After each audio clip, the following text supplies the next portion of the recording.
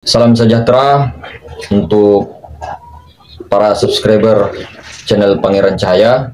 Semoga senantiasa dilimpahi terus istiqomah dalam ilmu ma'rifatullah, istiqomah dalam semua kegiatan-kegiatan yang dilakukannya.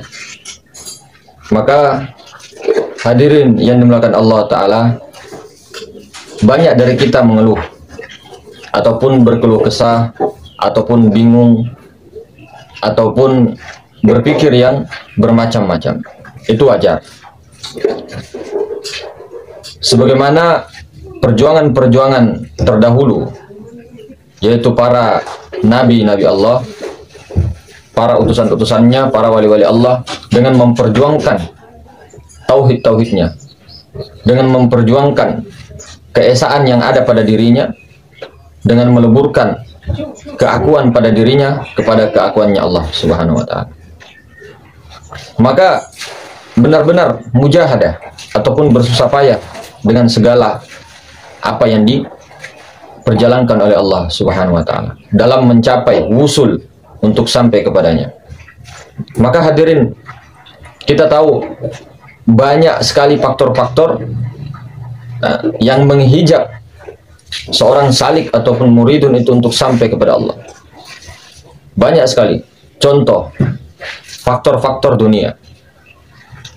Jadi dunia ini kita tidak jangan salah paham. Dunia ini apa sih? Dunia ini apakah harta, kekayaan, suami, istri, ladang, sawah, tanah? Apakah itu disebut dunia?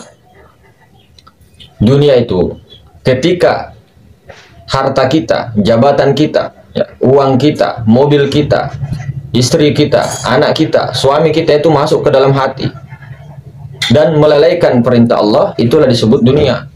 Akan tetapi ketika mobil itu, harta itu, jabatan itu, anak istri, ladang, semuanya tidak masuk, dibawa ke dalam hati, itu bukan dunia namanya. Ataupun itu tidak menghalangi daripada orang itu memuji Allah, ma'rifat kepada Allah, untuk mengabdi kepada Allah, maka itu bukan dunia, itulah akhirat. Jadi ada orang-orang dunia, orang-orang yang masih hidup di dunia, kelihatannya dia di dunia namun dia di akhirat, itulah disebut dunia. Maka jangan salah paham, jangan diartikan tasawuf itu harus pakaian robek-robek, compang-camping, harus miskin dulu, harus begini dulu, tidak. Maka faktor-faktornya apa yang menghalangi kita ini terhijab?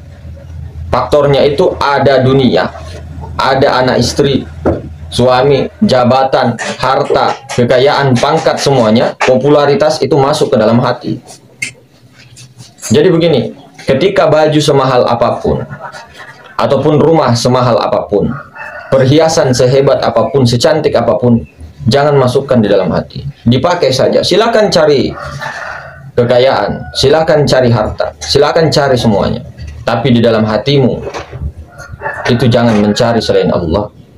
Kelihatannya bekerja, kelihatannya menafkahi anak istri, menafkahi anak istri kita, tapi di dalam pandangan hakikat batinnya dia sedang usul kepada Allah, dia sedang beserta dengan Allah. Ini bahasa-bahasa ini ya, ini bahasa-bahasa syariat. Tidak mungkin kita mau bahasa-bahasa mabuk terus. Tidak, ini media sosial, bos. Yang penting kita paham bahwa ini kita bicara seperti ini untuk menurunkan frekuensi. Tapi kita paham, yang penting saudara-saudara paham, guru-guru kita yang menonton paham, bahwa kita telah jelaskan semuanya, bahwa makrifat itu, hakikat itu di batin, bukan di zohir. Jadi tidak perlu kita teriak, yang ada hanya aku, yang ada hanya aku, yang ada hanya aku Allah, tidak perlu. Maka inilah hijab-hijab yang mau ditangkis, mau dibersihkan. Kemudian rasa keakuan kita ini masih banyak melekat. Melekatnya ini menjadi hijab. Hijab itu seperti terdinding. Jadi Allah itu tidak terdinding, karena Allah itu zatnya Allah juga sudah bertajalli menjadi sifat asma dan af'al sangat nyata. Tapi apa yang mendinding itu adalah hawa nafsu kita, keakuan kita itu yang mendinding. Padahal tajalli Allah itu sudah sangat nyata. Jadi banyak sekali faktor-faktor yang menghalangi itu. Nah, maka kenapa kok ini Mas, Sirrul Anwarul Haq ataupun nur ilahi ini, nur Tuhan ini tidak bisa masuk ke dalam diri saya? Karena itu tadi, kita terhijab. Atau mungkin banyaknya keakuan-keakuan yang kita miliki itu, keduniaan-keduniaan yang kita masukkan ke dalam hati. Maka banyak-banyak kata ulama cara mematikan diri dengan nafi isbat, dengan kholwat. Kholwat kita kurang, kholwat solawat kita kurang, zikir kita kurang, berserah diri kita kurang. Kemudian kita selalu mengaku yang berzikir, kita selalu merasa yang berdoa. Kemudian hijab yang paling tebal itu sebenarnya dosa syirik yang tidak akan diampuni oleh Allah Ta'ala, adanya diri. Wujuduka zambun, wujuduka zanbun. Dosa yang paling besar itu syirik yang tidak akan diampuni. Wujuduka zambun. Ada dirimu, itu adalah dosa besar, dosa syirik. Merasa kau ada, itu adalah dosa paling besar. Karena dosa yang tidak diampuni adalah kesyirikan. Maka segala amal-amal, ibadah, perbuatan, semuanya yang baik-baik tidak akan diterima kalau tidak tauhid dulu. Di surah Al-Ikhlas itu ada. Maka banyak orang bertanya-tanya, Sirrul Anwarul Haq itu apa? Kemudian apa hubungannya dengan Pangeran Cahaya? Ini ada kita tarik di dalam Qul Huwallahu Ahad, di dalam surah Al-Ikhlas. Dapatnya dari mana istilah-istilah begitu, Mas? Nah, kalau seseorang itu bisa masuk ya ke dalam alam ketunggalan, itu rahasia-rahasia ketuhanan bisa dicapai, bisa diakses. Kita punya Google, ya, kita punya YouTube, namun data kuota internetnya tidak ada, jadi tidak bisa. Kita punya wadah, kita punya ilmunya, tapi channelnya ini, rasanya ini tidak nyambung kepada Yang Maha Tunggal. Jadi bagaimana mau dapat rahasia-rahasia apa? Jadi alam-alam itu bisa diakses. Jangan dipikirkan alam-alam itu gentayangan di sini banyak penghuninya begini, tidak. Itu kiasan-kiasan, saudara. Justru itulah yang membuat pejalan-pejalan spiritual yang keliru biasanya. Melihat inilah, melihat itulah. Hati-hati, itu alam mukasyafah. Tidak usah dihiraukan itu. Nah, jalan terus saja. Niatnya ilahi anta maksudi. Maksudnya ilahi anta maksudi itu apa? Ilahi itu anta maksudi itu hanya engkau maksud tujuanku. Engkau yang mana? Engkau yang zat itu loh. Itulah yang dinamakan Sirrul Anwarul Haq, zat, yaitu tajallinya nur Tuhan, rahasia nur Tuhan, Sirrul Anwarul Haq, rahasia nur Tuhan. Maka kita bahas di dalam surah Al-Ikhlas itu. Qul, katakan wahai Muhammad. Siapa Muhammad? Siapa Muhammad? Semua di sini manusia-manusia adalah yang disebut Muhammad. Katakan wahai Muhammad, kata Allah. Huwallah, aku. Huwallah, aku itu Allah. Ahad. Nah, sekarang di sini kita jelaskan di papan tulis. Kenapa bisa huwallahu ahad? Katakan wahai Muhammad, aku, Allah ahad. Makanya inilah asal mula, asal usul kita beri nama itu Pangeran Cahaya ataupun Sirrul Anwarul Haq. Jadi kita harus tahu huwallah, aku Allah. Itu dalam bahasa hakikat. Kalau bahasa syariat huwa itu dia, domir. Kalau bahasa hakikat huwa, itu aku. Jadi katakan wahai Muhammad, huwallah, aku Allah. Ahad. Maka nama Allah itu diambil daripada zat, sifat, asma dan afal itu.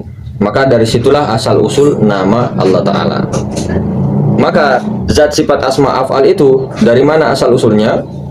Itu daripada diri yang satu, nafsi wahidah, daripada Tuhan itu sendiri, daripada makom kunizat, yang sebelum maha ruang itu, disimbolkan ini satu ini begini. Kemudian dia hendak menjadikan kuntukan zam mahfiyan fa'ahbabtul khalqa. Jadi dia adalah perbendaharaan yang tersembunyi. Kemudian dia ingin mencipta supaya ingin dikenal. Muncullah nur Allah, kemudian nur Muhammad, ini tasdid. Inilah yang dimaksud Sirrul Anwarul Haq. Sirrul Anwarul Haq. dan bergelar apa? Pangeran cahaya. Ini. Nah, Nur Allah dengan Nur Muhammad ini namanya wujud idofi, penggabungan. Mau dibilang gabung tidak? Esa. Nah, esaan. Wujud idofi esa. Jadi idofi itu penggabungan dua menjadi satu. Nah, namun di sini bukan penggabungan kita ini kalau bahasa ininya. Jadi esa, tunggal. Jadi Nur Allah dengan Nur Muhammad ini dikatakan pangeran cahaya, Sirrul Anwarul Haq, Nur Tuhan ini. Ini juga yang bernama Ahmad. Allah Muhammad, Nur Allah dengan Nur Muhammad. Nah, kemudian daripada nur ini ya, itu menjadi narun. Ini. Narun. Narun itu api. Nah, kemudian menjadi hawaun. Kemudian maun dan turabun. Nah, jadi asal usul ini alif lam lam ha itu zat sifat asma afal itu dari api. Api itu bahasa ininya narun. Nah, ini hawaun. Kemudian maun dan turabun. Api, angin, air, tanah. Nah, jadi yang dikatakan Sirrul Anwar Haq itu ini Nur Allah dengan Nur Muhammad. Pangeran cahaya juga ini. Pangeran Ahmad ini juga. Jadi Allah dengan Muhammad. Roh idofi wujud idofi. Nah, itu yang dikatakan menjadi api, angin, air, tanah. Inilah huwallah ahad. Inilah yang dikatakan ahad. Katakan wahai Muhammad, aku Allah ahad. Nah, ini dari zat sifat asma afal. Inilah wujud mazhar kenyataan, yaitu alam semesta ini, cerminan Tuhan. Alif lam lam ha, api, angin, air, tanah. Nah, geraknya daripada ini ada pada Muhammad. Nah, Muhammad begitu. Nah, jadi api, angin, air, tanah ya, zat sifat asma dan afal. Itulah wujud majasi, cerminan Tuhan, naskah Tuhan, itulah wujudnya. Wujud kenyataannya, mazharnya. Nah, daripada Sirrul Anwarul Haq itu sendiri. Namun ini adalah wujud bayangan. Kalau wujud aslinya itu kekal, tidak ada rupa, tidak ada bentuk, tidak ada apa. Itu zat yang maha suci, yang maha ruang itu yang kita bahas itu. Nah, itulah simbol-simbol dalam ilmu rakam, ilmu ma'rifat. Maka ilmu rakam begini itu untuk memudahkan orang-orang untuk sampai kepada pengenalan kepada Allah Ta'ala. Nah, bisa juga kudroh, iroda, ilmu hayat. Nah, ya. Api, angin, air, tanah. Banyak juga syariat, thariqah, hakikat, ma'rifat. Itu ilmu rakam. Ya. Jadi seperti itu. Untuk memudahkan paham dalam pencapaian pengenalan itu. Tapi banyaknya orang sekarang itu berhenti di ilmu-ilmu rakam. Nah, kemudian tidak meneruskan daripada itu. Bahkan ada yang dibikin jimat. Ya tidak masalah, yang penting ininya perjalanannya itu terus gitu loh. Nah, kemudian kalau di sini ditarik, nah itu simbolnya ini alif. Alif atas itu di atas tasdid. Nah itu. Ini di antara alis ini. Kemudian tasdidnya di sini di hidung. Nah, alifnya kalau kita berdiri, ini alif di sini. Kemudian lam awal, lam akhir, ha. Jadi ini apa namanya, simbol satu di atas tasdid, kemudian turun. Ini tasdidnya di hidung, kemudian alifnya di sini, lam ha. Nah, Allah. Nah, seperti itu. Jadi banyak ilmu-ilmu rakam, saudara-saudara. Maka itulah kita jelaskan tadi kenapa Sirrul Anwarul Haq ini, Nur Allah, Nur Muhammad ini tidak bisa masuk, tidak bisa ini karena kita punya hijab. Hijab kita tebal itu. Dan itulah tadi alasan kita mendapatkan itu di perjalanan rohani itu ya. Jadi kita tidak dapat di mana-mana. Kita sudah jelaskan, ternyata terhubung dengan lafaz Allah itu. Terhubung dengan surah Al-Ikhlas itu.